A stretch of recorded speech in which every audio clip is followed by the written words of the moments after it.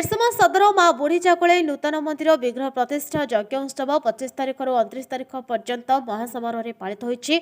एरसमा अंचल माँ मौसी जनसाधारण श्रद्धा और भक्तिर सहित कलश यात्रा पूजापाठ धूपदीप आदि ब्राह्मणर मंत्रपाठ एरसमा अंचल मुखरित होछि। प्रतिदिन संध्यारे भजन कीर्तन प्रवचन सांस्कृतिक कार्यक्रम आदि श्रद्धालुଙ୍କ मनरे पवित्र भरि देउछि। एरसमा अधिष्ठात्री देवी माँ बुढ़ी चाकुले केउ कालर पूजा पाई लोकमानकर विश्वास भरोसा अतुट रखिछन्ति। माँको महिमारु सर्व विपद खंडन हुए और एरसमार उन्नति हुए समस्तंकर विश्वास रही। उत्सव को बहु संख्यार श्रद्धालु जोगदे निजर मानसिक पूरण करंतु एरसमा ग्राम्य कमिटी निवेदन करिछन्ति।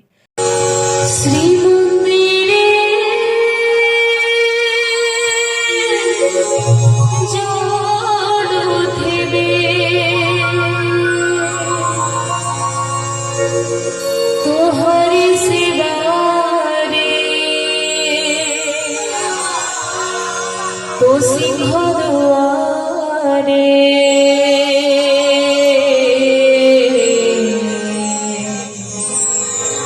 जोड़ी जोड़ी सॉरी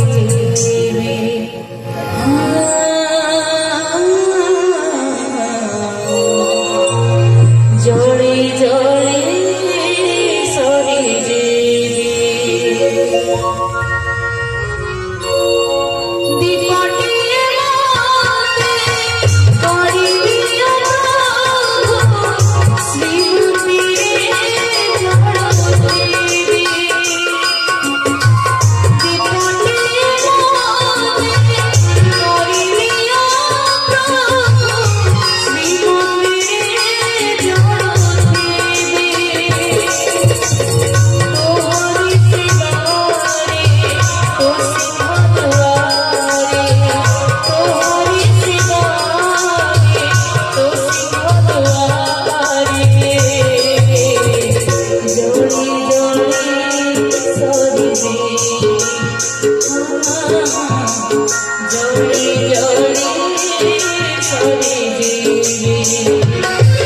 कौन कल्याण करिबे यशस्वी भव माने तोर यश कीर्ति बढ़ एमा एनी तम पाई जदि स्वामी गोड़ तळे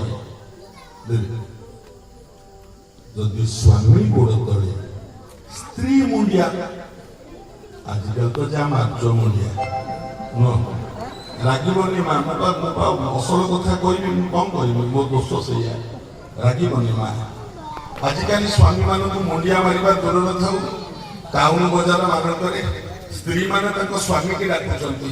अरे राजू कोडे बोलो तमे स्त्री डाकुची स्वामी की ना धरि सीता डाकुथन राम को ना धरि की राम कोडे बोलो तमे न आजिकाली स्त्री माने डाकिले आ मुंडिया मारिबे केते बेले एमा मो कहिबार कथा बाप गोड़ तले पुओ मुंडिया मारले बाप कहिबो आयुष्मान भव गुरु गोड़ तले छात्र मुंडिया मारले गुरु कहिबे यशस्वी भव स्वामी गोड़ तले स्त्री मुंडिया मारले स्वामी कोन आशीर्वाद दो स्वामी बाबू माने मते कहिबे जे स्वामी बाबू का मा कहिबे। एरसमारो तन्मय कुमार सेटिंग का रिपोर्ट नायवती टीवी।